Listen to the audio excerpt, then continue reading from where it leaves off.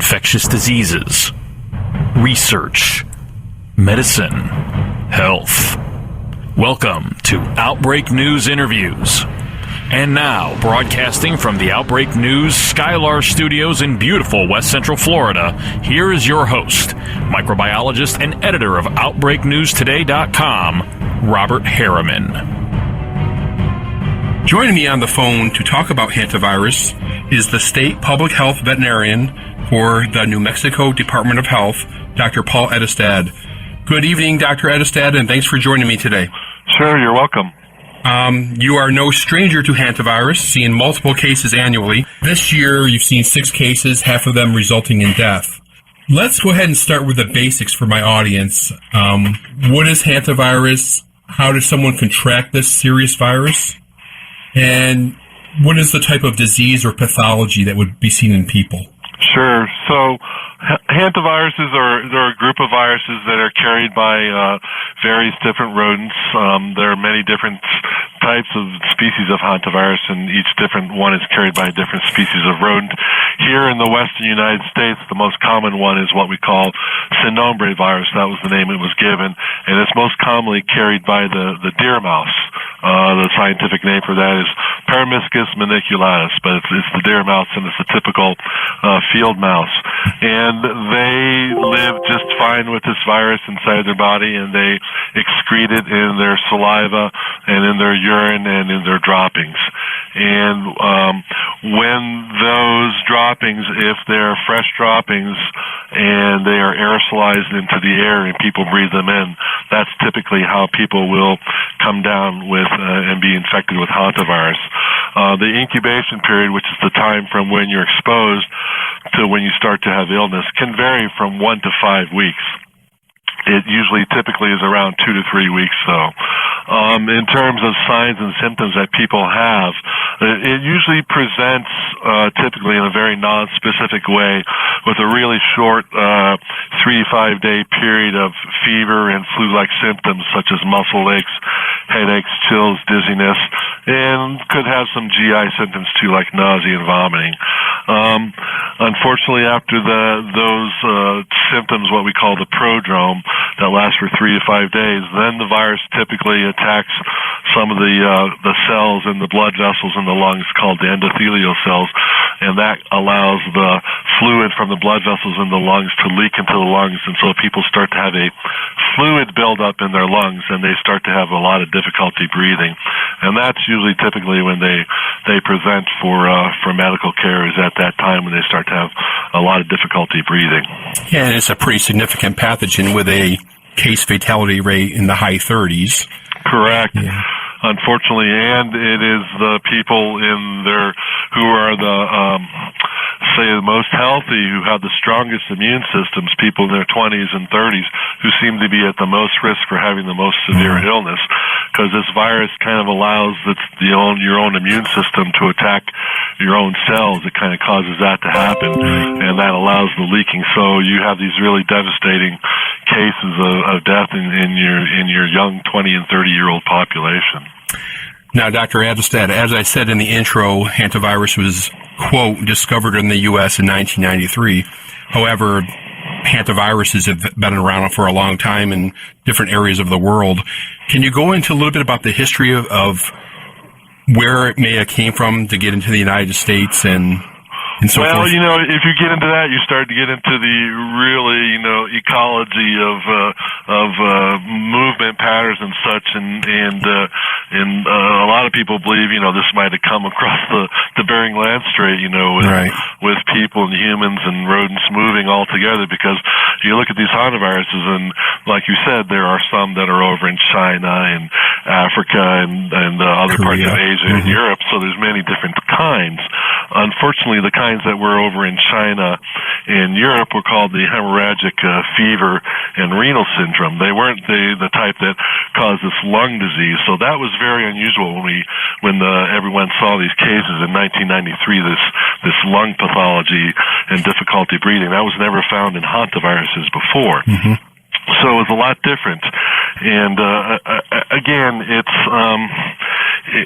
we found it in 1993, but it's probably been in the rodents for thousands of years.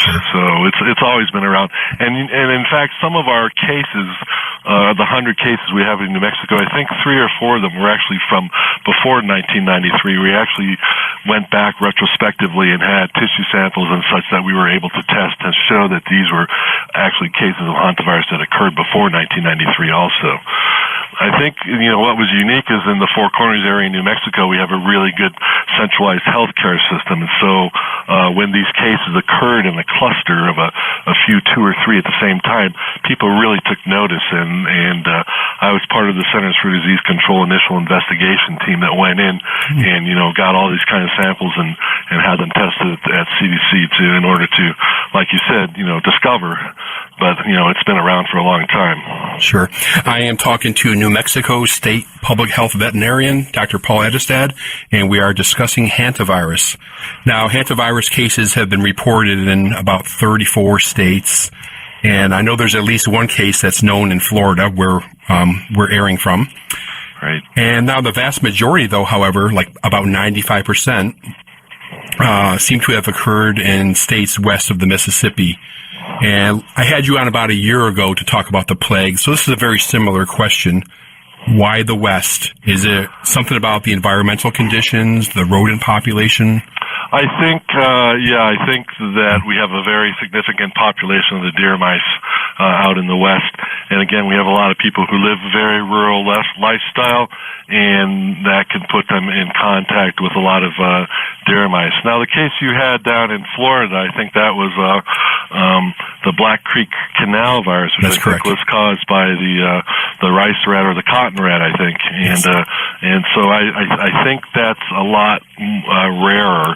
What we have found when we've done trap studies and caught deer mice is that you can have in the West here, on an average, about 10% of the deer mice are positive for hantavirus.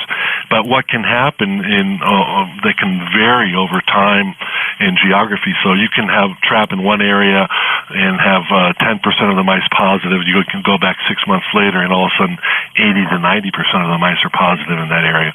So when these things are highly variable like that, if you have people being constantly exposed when a lot of mice are positive, that's when you seem to see a cluster of cases. I see. Now, let's go back to New Mexico for a second. The health department reported 2 cases last week, and one was fatal, and that's what made me decide to try to contact you. My question is it unusual to see hantavirus this time of the year? You know what we see? We've put our cases on cases by month to look at them, and the highest number of cases we do have are in the late spring and early summer. There's a lot more rodents around at that time. There's a lot more people out doing activities that can put them in contact with rodents.